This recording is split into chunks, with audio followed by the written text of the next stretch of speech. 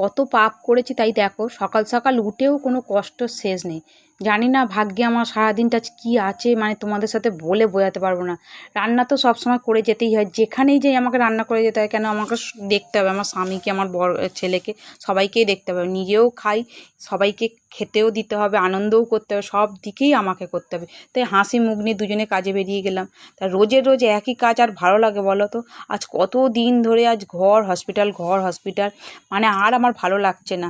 মানে মানে নিজেকে নিজেই মানে অনেক ধন্য মনে করব না মরণ কামনা করব, না নিজেকে কি ভাববো আমি নিজে বুঝতে পারছি না। শরীর তো ভালোই লাগছে না, কাইল হয়ে গেছে। তো দৌড়াদৌড়ি করে সবাই যায়, দেখো এই ব্যস্ততার সময় কে কোথায় যাবে নিজেকে নিজেই কন্ট্রোল করতে পারে না। তাই দেখো দুজনের মধ্যিখানে ফাটা বাঁশের মধ্যে আমি আটকে গেছি। তা ভয়ও লাগছে, কষ্টও হচ্ছে, কিন্তু কিছু করার নেই, তাড়াহুড়ো করে যেতে হবে। কেন, আমার মাকে ঢুকিয়ে নিয়েছে, শ্বশুরকেও দেখানো হয়ে গেছে। দেখো আমার মাকে নিয়ে আবার উপরে চলে এলাম চোখের জন্যে। চলে আসার পর আবার আমাকে শ্বশুরকে দেখতে হবে, মানে দুজনে একই জায়গায়, মানে কি বলবো। খেতে দিয়ে দিলাম সবাইকে, খেতে দিয়ে কেউ খাবে কেউ খাবে না, যে না খেয়ে নাও, নাহলে আমি গোছাতে পারবো না। আমার শ্বশুর আবার ভর্তি হয়েছে, ভর্তি করে দিয়ে এলাম। আমার বাবা বসে আছে, বাবারও খুব কষ্ট হচ্ছে, মানে কোন দিকে এবার আমি যাব বলো। মানে রোজই তো হসপিটালে বসেই আছে। মা চিন্তা করছে বাবা উঠেছে কিনা, বাবা অন্য কামরায় উঠতে পেরেছে কিনা। আমি বলছি হ্যাঁ উঠেছে। তারপরে ফোন করলো, আমি বলছি হ্যাঁ উঠেছে।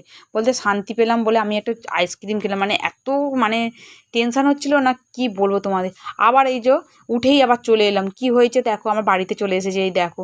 মানে কি বলবো তোমাদের, বলে বোঝাতে পারছি না। আবার এসে দেখছি ডাক্তার এসে গেছে, বাবাকে দেখছে, দেখো মানে কি, মানে অন্যরকম। আজকে সকাল থেকে উঠেই আমার কষ্ট আর কষ্ট শেষ নেই। ডাক্তার দেখে গেলে, তারা কালুয়ার সাথে একটুখানি ইয়ার্কি করে নিলাম।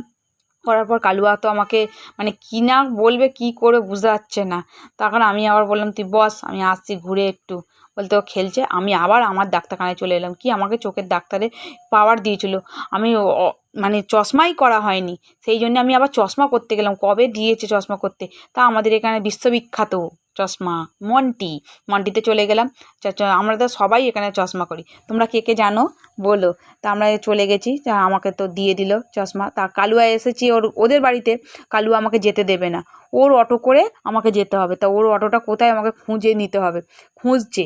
তা বলছে দাঁড়াও আমি অটো খুঁজে দিই, তুমি যাবে। আর যে না বাবু দেরি হয়ে যাবে, চলে যায়।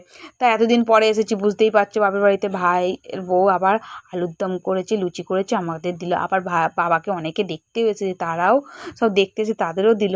কত ফল টল নিয়ে এসেছে। এই বাবা তো কিছু খেতে পারছে না, কিছু না, বাবা তো শুয়েই আছে, বুঝতেই তো পারছো।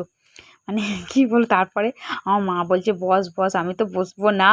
আমার মাও ছাড়বে না। এই দেখো আমার ছেলে, আমরা দুজনেই চলে আসছি। আমি এই দেখো অটো করে চলেও এলাম।